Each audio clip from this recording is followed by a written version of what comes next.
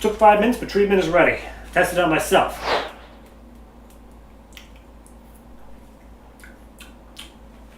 Salt. 100% effective. Get your vaccines away from me. Matt, it's not a vaccine, it's a cure. Autism. Mercury.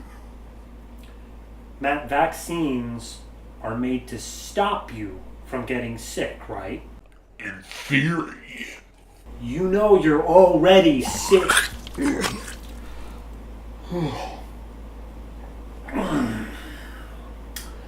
So if I give you this, and you start getting better, then it's not a vaccine, right? Yeah. So give me your arm. No! Son of a bitch, come here. Hey look, someone's validating your medical opinion. What? Better? Yeah, I'm good. Alright, be a little under half an hour before we know if the cure takes, and by then, you might be dead. So, couch. We watched a movie today. Day of the Dead. Day of the Dead. Bloodlines. Bloodlines. Ductwork. Better subtitle. Yes.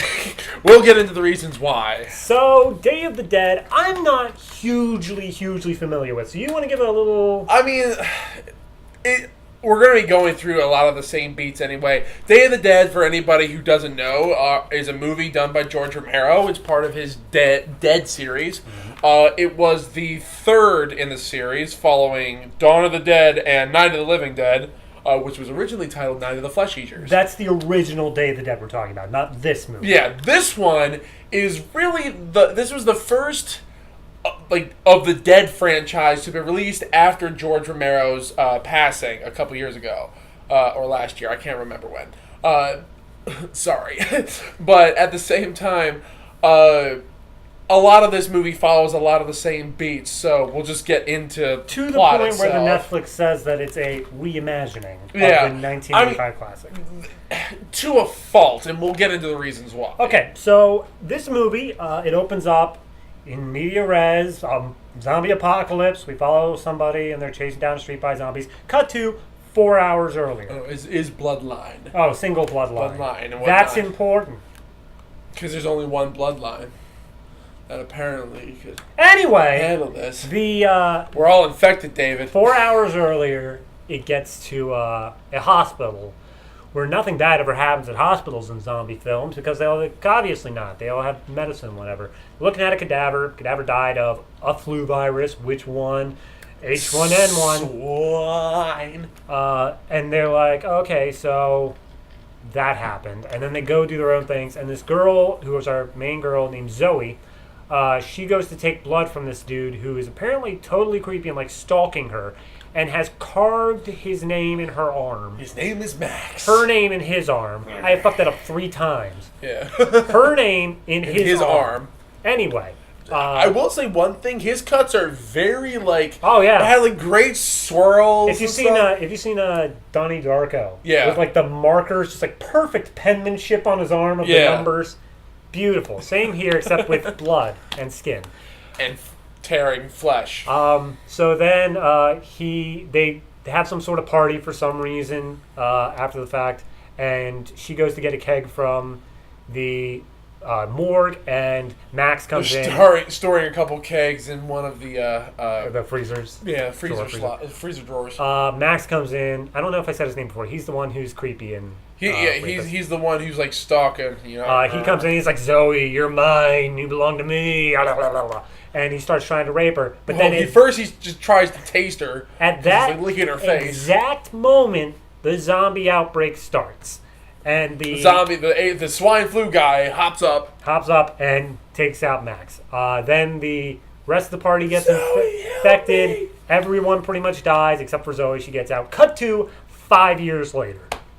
5 years later, they're now living in a military bunker, high rock military, I think, something like that. Doesn't matter.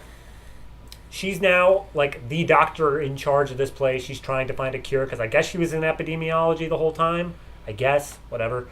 Even though she was like an intern at that time. Who cares? She learned a lot. She learned a lot in 5 years. Of nobody teaching her.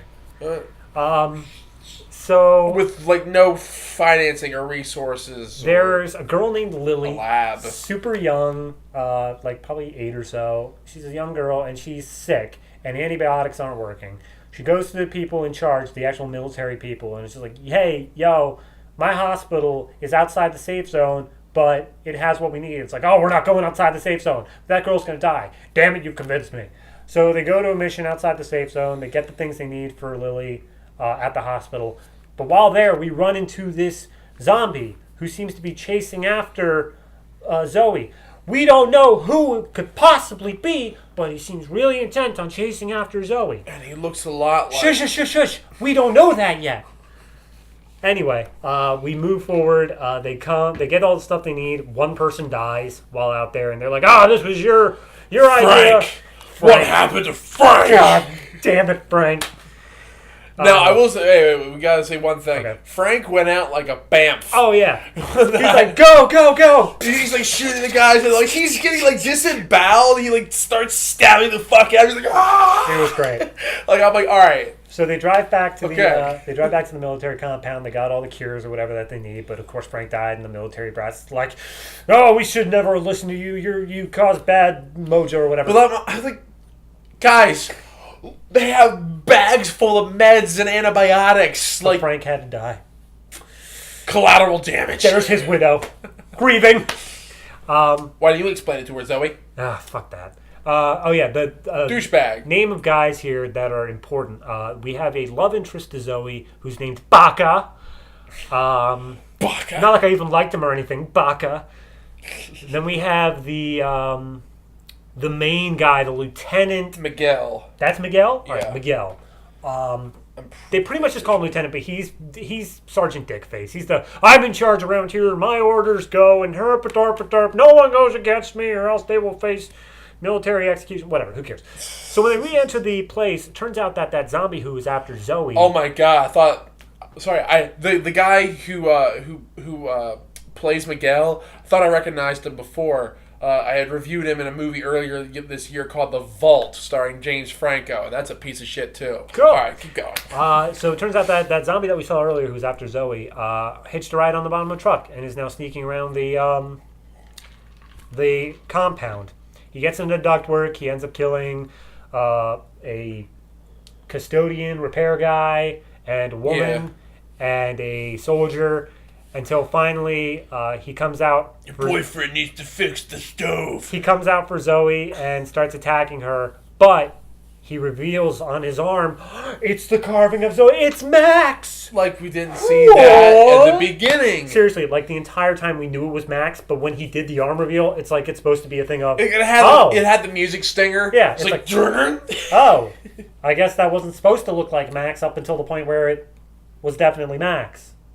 and then we were supposed to be surprised about the fact that it was definitely Max. Fuck that. So Zoe comes up and attacks, he goes and attacks Zoe, but then shows the arm thing, and he's like he still has some sort of mental capabilities, but he doesn't immediately go for the bite. He goes for like the rape. Yeah. And so then the soldiers come up and they're ready to shoot. He's like, wait. He could be the cure. He could be the way to solve this. And he's like, How? Because he's not truly infected. He still has his mental capabilities. But he is. But he's not. But he is, though. Let's lock him up. So they lock him up and they keep him not in a cage, not separate from anything, just against the wall with like a neck brace and 2 arm things. Then the movie plays out where she's trying to find the cure, and like they keep on like accidentally getting zombies in because they need like samples and stuff. The girl gets better, but then like other people end up dying. Like a whole lot of fucking nothing happens for quite some time until Max ends up staging an incident where he like pretends like he's going after the one woman and then after the guy, but when he's going after the guy, he picks the keys to get out of his shackles, and he pockets them away, waiting for later. Yet he couldn't reach his pockets, so I don't know. The entire time, the lieutenant character's like, you have 36 hours to synthesize this cure from absolutely nothing using no equipment and nothing else, and if it's not done by then... one microscope and 1 centrifuge, make it work. Or else we're going to kill Max, and all of your hope will be lost. So, in the end, Max ends up escaping as she discovers the cure. At the same time, there was one of the people that he killed in the compound earlier is suddenly now there, and they just ignored it before. And she's going around and killing people. Some zombies get in. It's a full-on firefight, Walking Dead Season 2 style. Or Season 3, I guess, more technically. Yeah. Season before it got shit. And then it progresses to the point where Max ends up killing one of the zombies that's going after Lily, the little girl, and using Lily as a hostage to try to get Zoe. Zoe ends up freeing Lily, getting away, but they're both being stalked by Max. Max takes him out to stalks him out to a greenhouse. She pops out of a mud pit, and as he's like, "You're mine." He's like, "You're mine, motherfucker!" Kya! Cuts off his head, and that's it for Max. Simultaneously, Lieutenant Douchebag gets bit and killed and eviscerated his brother, Baka. He gets bit and he's ready to kill himself, but she's like, no, stop, I love you and I found the cure. I found the vaccine. Oh, okay, but I'm already bit, so... I found your vaccine that will save you. You mean the cure? The vaccine! Alright, whatever.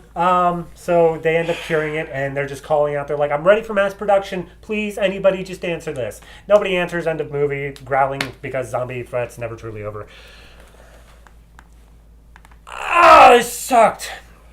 So, ladies and gentlemen, alright, you know how, for those who are aware, you know how in the original Day of the Dead, the intelligence building of the zombies happens as a result of the scientists experimenting on zombies and also on the soldiers, because it was two separate groups.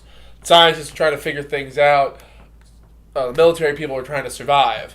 And, of course, military people come, realize that, the scientists have been experimenting on other people in the vault, and then they're like, oh, you guys are fucking assholes. So they lock them in the place where all the zombies are. But then the zombies get in and shit goes to hell and all that. This one that just decided, he's like, all right, let's make Day of the Dead a rape thriller. That's what they went for. The entire thing is like this weird stalkerish type behavior. I mean, all right, it's obvious to me that they put Day of the Dead, the title, on here just obviously to cash in on the fact that they can do it now, especially since George Romero's dead. Do you mind if I go for it? Okay, I really have a problem with this. Not because I'm some huge George Romero fan, not because I believe in the sanctity of the Day of the Dead series. I just have a problem with the fact of, if you don't have a story to tell, don't tell it. Just stop. You had nothing to do here. Like, it's obvious you didn't even really want to do this, except for the fact that you could get an easy paycheck out of it. And you had an IP just sitting there, begging to be used. So you can still keep rights to it. And I hate that about, like, it's not even modern Hollywood. It's been done since, like, 70s. Yeah. It's always been done. It's done before that. Yeah. But I'm saying when proliferation really began to happen. That's the sort of thing where it's just like, if you really have a story to tell it. If this movie were to go by any other name, nobody would give a shit about it. If you simply called this, if you call this, Bloodline. Yeah, Bloodline. Even though there are other things called that, but it's still at the same time, if you call this Bloodline, it would make more sense. Because that's what the main focus is. That's probably what, the initial spec script was, where they were like, oh, the rapist turns into a zombie and they have to stay together for the cure. But then they're like, okay, but we have the Day of the Dead franchise, so can we work in the military element, fighting against? And that's another thing too, because all of the social commentary and kind of investigation in the original film that all of the original Dead films were known for, whether or not you think they succeeded is irrelevant. That's what they were going for. All of that is missing from this movie. Oh, no, God. There's absolutely no commentative aspects of this. We're always made to believe that Zoe is always in the right. Which she is not. No. But at the same time, though, we found ourselves, or at least I found myself at certain points toward the latter half of the movie, agreeing more with Sergeant Dickface than anybody else, because I could see from his point of view, he's like, there are zombies running amok in the bunker. What the fuck do you mean you're going to open up the doors and shit like that? They kept putting him against the other characters in the sense of like they're mutinying him because he's obviously making wrong decisions and not the right thing. So they keep on putting him in these positions where it's like, oh, he's holding a gun to his own brother. See how far this man has fallen. And it's like, no. If you are in a life or death situation where you're responsible for more lives than your own, aka this entire like mini city here, where like they have all these just normal civilians playing about, at least 6 different children, including a newborn. Put their lives above your own. Now the reasons they give him, like vocally give him to say, like most of the time he's just like, I am in charge, I am the law. Like that's all the character development they give him. But you could have made this a lot more interesting. It wouldn't even be necessarily the same debate they had in the original Day of the Dead, but at the same time, you would have made this more interesting. Like, all right, so what exactly is considered to be a justifiable danger? Yeah. Like, that could have been a really interesting thing, especially when they were doing the thing where they were trying to get, like, zombies as for test subjects and stuff like that. They needed some like fluid to test against blood, his against Max's stuff. Yeah. And so they had to like, for some reason in this chain link fence that they could easily just through the chain link. They had to keep letting them in. They had to let them in and then not immediately lock the gate afterwards. Just try to hold it shut. Yeah, and also afterwards he's like, oh, they said like we only need one more. Let them in. All right, let them in. And then why didn't you automatically lock the door afterwards? God. All right, this gets into my biggest gripe with this movie, and before any other aspect, is the fact that the intelligence in this movie does not exist. No, there is so many illogical decisions, and you can't tell me that this is like it's an emotional experience or something like that. That's not the case. This simply is not a logical way that people go about these things. There's not a single character. The only character in here that I would say is fueled by emotion is Max, who's a zombie for half of it, so he doesn't even count. Yeah. And the widowed person of Frank. Yeah. Those are the only characters that are like, everyone else is either military logic or scientific logic. And also, like, there's this point where they have to go out and get the medication and stuff like that. I was telling David during while we were watching this, I'm like, this feels a lot like Final Fantasy: The Spirits Within. It's like, all right, we have to go get this essential small little detail to save a possibly catastrophic situation. But again, that's just like all fetch quests in games, movies, everything. Yeah, that's what we're saying. Like, this is Side Quest the movie. The other thing, okay, so I want to comment just on our, not even MacGuffin, but just the character that these sorts of films like to have an avatar of the innocent. And in that is Lily. Lily is a little girl who they keep on harping on, and it's like, oh, well, we're sacrificing all of our lives for just one girl. It's like, well, what if it was your girl? It's like, this girl we're really supposed to care about. I don't give a fuck about Lily.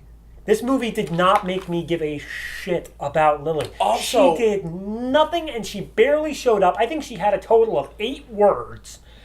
And she then, at the end of the movie, I'm not even sure she was there. Like, she was in the greenhouse scene, and then from that point forward, I don't think she showed up. I don't think I remember. I think there was one point where they were playing, like, soccer out in the field or whatever, and she might have been one of the kids playing, but they didn't draw attention to it. They drew more attention to a kid named Jeremy, who the first real image you had of him was he almost got eaten by Max in one of the first scenes, but was swatched out for a soldier character. But before that, the character called him by name. Zoe called him by name and said, hey, he's riding his bike. He's like, hey, Jeremy, slow down. And Never! Never! And I'm like, good on you, kid. I hope that's your only line. Nope. No, you have more. I've ruined it. No, but either way, there was no, like, they had somewhere along the line a script where Lily, like, was a daughter stand-in for Zoe, or was like a little sister stand-in, something where, like, she was meant to be the family stand-in of this character. But by the time it made it to the 18th draft, that was gone, and yet there were still little snippets every once in a while of like, oh, well, her main drive here is Lily. Why is that? And it isn't. It's completely negated actually by several times where, like, think about this. All right, their first time when the Humvees break down, and they're like, what if it was your daughter? What if it was your daughter? But then when they get back, he's like, and they're like saying, like, you killed Frank and all that. Saying, like, this is about saving everyone. I'm like, well, is this about Lily or is this about saving everybody? See, when you could simply say it was about both, but you're like, you should have always. It should have been simply said, like, what if it was your daughter? It's like this could infect everybody. Like this, you should have. If it is her daughter, if it is Frank's daughter, I'm assuming as well. You say like, "Oh, it's your fault. I blame you." And it's like, I'm also saving your daughter. Oh no, that's not her. That's not their daughter. No, okay, different person. Okay, I was a bit confused because they didn't really do a lot to separate out characters besides like the main four. Most of the characters are extraordinarily interchangeable. Yeah, which sucks too because soldier, kid, the main four. And that's another thing too, because in the original Day of the Dead, that they had groups of scientists working together. That would explain why, or if they could make large advancements. This is the only doctor. She's not a scientist, mind you. She is a doctor, and also she is a from the looks of the original prologue when she was starting out, she was young, barely like an intern, but at the same time, like she was like a general practitioner or something like that. She wasn't a specialist. She wasn't a hematologist. The only thing we showed that showed her skill in the prologue was they went up to the cadaver and they said like, okay, what is it? Nobody knew up until Zoe came in, and she's like, influenza, and that's right, good job. But then they said, what strain? And she answered wrong.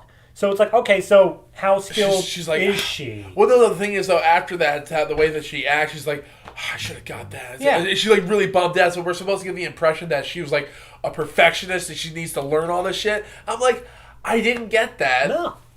All I got was the fact of like she wants to be a perfectionist and she wants to know all this shit, but she doesn't yet. And if she doesn't yet, and the zombie apocalypse breaks out, sure, you can still have all your textbooks, but there's only so much you're going to learn. Nobody else is going to write a peer-reviewed journal entry about the zombie apocalypse when it's going on. Yeah.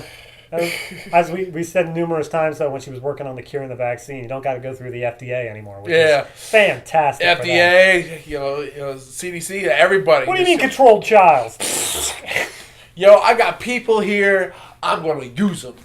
Although she did actually say that. She's like, I am reluctantly using my boyfriend as the first human trial. Yeah. Hope it works. Yeah, she's basically Vault Tech. Yeah. She's like, all right, you guys are my guinea pigs now. This is for the greater good. Greater good. Greater good. I mean, special effects, we need to talk about that. I enjoyed them. Yeah. They're not bad. Now, to be fair, most of the special effects happened in very dimly lit hallways and shit. They were super color graded to, like, crush the blacks, bring out the grays. Wasn't even anything else. Just bring out the grays. But no, they'd spent a lot. Nice apocalyptic brown. I mean, it was all mostly just blood splatter and gore and whatever, but the one that, I can't even tell if it was special effects or just the guy's really good at prosthetics and maneuvering with them, is his mouth. Max's mouth extends an unnatural proportion with almost every movement he makes. So either that's just using a lot of special like CGI effects, or they had some good prosthetics to be able to like. What was they also like that other one where you could saw like when his jaw was like jaw was hanging off and then fell off? I'm like that was. I still think that's a puppet, which would be more. Oh yeah, probably, but still at the same time though, like that was a good shot too. It looked legit. So tip my hat to the makeup people. It's not. I mean, how much over the past 30, 40 years practice have we had in zombie makeup? So much. We've got it down. Like, it's tragic that this is the case, that zombie movies has become to a point. Zombie movies today are honestly how I feel as what became of the Western. That there were so many of them for so long that when was the last time that you saw a Western, a big budget Western marketed? Like, I remember one in particular, and that was Anton Fuqua's remaking of The Magnificent Seven. But other than that... as long as we're not counting the things like Tarantino's Django / Fair enough. That can be that. Those are westerns. So yeah, that is true. But I feel like that's marketing more as a Tarantino film. Yeah, it's like Tarantino is making a western as opposed to westerns are back. But Tarantino happens to be it. Exactly. So like we've kind of had a resurgence in the late 2000s because of Zombieland. That kind of brought a lot of reignited passion back into it. Walking Dead especially. But then we fizzled out with Warm Bodies, and we're like, all right, let's... Yeah, but then it just kept going. Pump the brakes some more. And it's not like... There's also... in 2017, Train to Busan came out, which was the first big Korean zombie film, but also at the same time, it is a fantastic movie, but that also kind of reawoke another zombie style to it. Yeah. But, so, we're not seeing this go, because also, just like old school, like, gothic haunted house movies and stuff like that, it's really cheap to shoot a zombie film. Yeah. Especially if you're shooting it in a bunker. I mean, now, granted, these guys actually had a budget. They had Humvees and stuff like that. But also, everybody only has sidearms. Where are all the assault weapons? You're fucking military people. This is the future. They were banned. Anyway. But no, yeah, it's very cheap. Because, I mean, you look back at the early days of the resurgence, even when back then it was just like the hate virus or whatever, and 28 Days Later. Yeah, 28 Days Later. You look at that opening, not the opening scene, but the scene of him walking around the city. Mm-hmm. Like, that, just in concept, must have taken so much effort and money and everything. Just to block off Just to block off London. Like, all of London. Well, they didn't do it all at once. Yes, but I'm just saying, like, just for even those pieces that they did, with all the paper scattered about, and then they had to go about and pick them up. No, they went through that in the making of. Yeah, no, that is incredible, like, dedication just to getting this one shot that could easily have been walking down the street of like a small suburban town. He could easily do it. But they decided to really pump it out. Like, people are supposed to be here, but there aren't. Also, 28 Days Later rewrote the genre rules for zombie films and viral films. When it comes down to this movie, I mean, the opening scene is chaos and craziness in a city street. And it's like, okay, all right. Some of the stuff's really fucking stupid right off the bat. There's a lady riding her bike by a window, and a zombie just pulls her in. It's like, okay. And then there was one woman going like, say, Mom?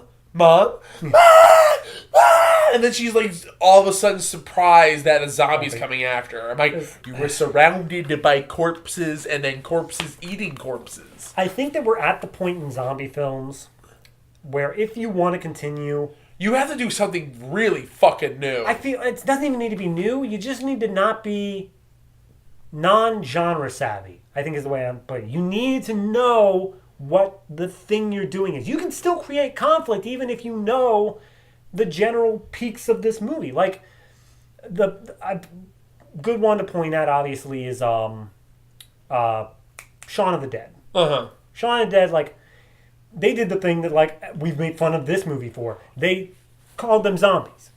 This movie called them rotters. They called them rotters. Yeah. What? I mean, I don't mind it. I don't mind it, but at the same time, we know they're zombies. Everyone wants to poke around the fact it's like, oh no, they're not zombies. You can't expect them to be the same. Yes, we can. They're all doing the same fucking shit. Yeah. Was it the one American movie that I think that did a really interesting take on the zombies is Maggie, the Arnold Schwarzenegger movie that came out, which was all about a father trying to react to that. Anyway, we got like 2 minutes. Let's just wrap this up. All right, wrap it up. My final thoughts on this. This movie was bland and boring and stupid, and I wouldn't say it was, so boring that it's like, who cares? It's stupid in the way of, like, nobody is a person in this movie. Anything that you think a normal person would do, they're just like, yeah, but what about this? And it's like, well, whatever. That's not, stop. Yeah. Do something else. Something interesting. Anytime that, like, the movie starts to move in an interesting direction, it's just like, no. Let's go with the cliche. That's safe. All in all, Day of the Dead, Bloodline. It's a 2018 zombie film. There you go. That should tell you everything you need. There's not really much else to say, especially considering the fact that you can simply go back to the '85 movie, even if it's like not necessarily as flashy or special effects and whatnot. But at the same time, though, it's a far superior film. And at the same time, there's no reason for any more of the Dead movies. Yeah. George is dead. There's no reason to keep it going besides just general greed. So overall, no, skip this one entirely. It's not even worth it for the novelty's sake. All right, and those are our thoughts on Day of the Dead Bloodline.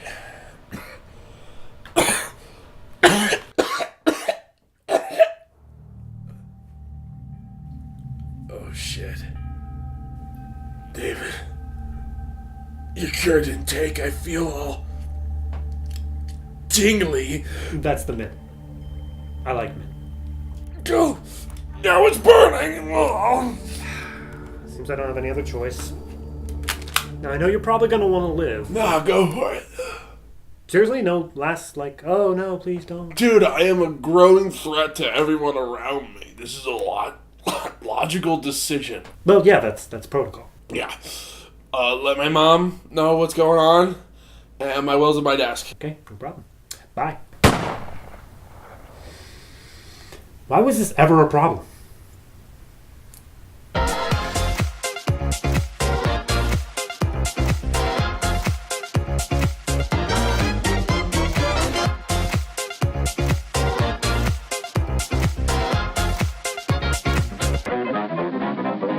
Made possible by contributions from viewers like you. Thank you.